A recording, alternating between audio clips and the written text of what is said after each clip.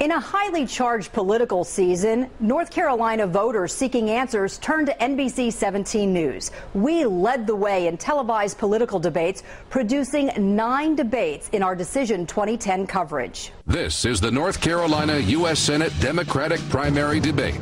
It all began with a crowded field of Democratic candidates vying for the chance to unseat Republican Senator Richard Burr.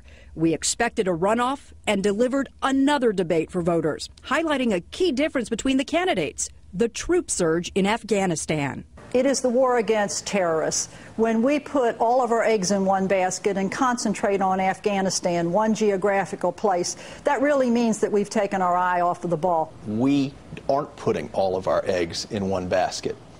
We are making sure that we're pursuing terrorists wherever they are. We cannot leave Afghanistan a failed state. NBC-17 News gave viewers a voice, connecting them to the candidates. Voters emailed us their questions to myvote@NBC17.com. We even hit the streets to find out what was on voters' minds. What stood out in our election coverage was the scope and the depth of the debates we put on. We answered so many of our viewers' questions about the process and what to expect with each official. In North Carolina's 4th District primary, the debate among Republican candidates focused on government spending and taxation. And in the runoff for District 13, the Republican challengers questioned one another directly during one segment.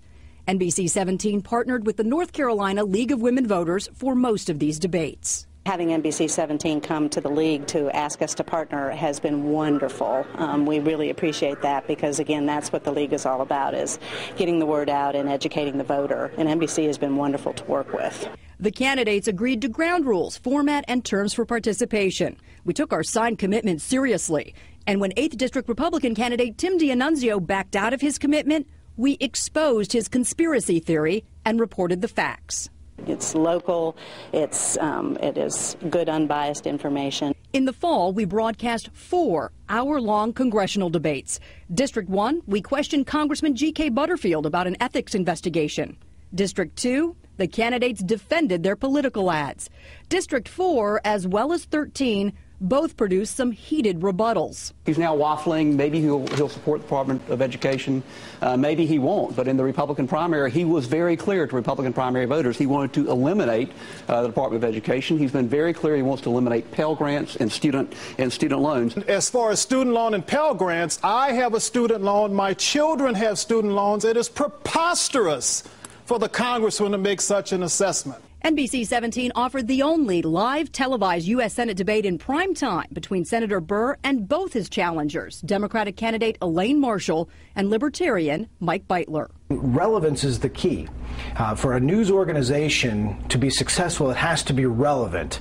So we could look at sometimes, maybe we're running a debate, so we're not running commercials and things like that bring us in revenue. But what happens is we become more relevant to our audience, which in the end, in the long haul, is what will make us very successful and relevant to our audience. As with Decision 2010, we will continue to provide political coverage and debates to keep our viewers both empowered and informed about their choices.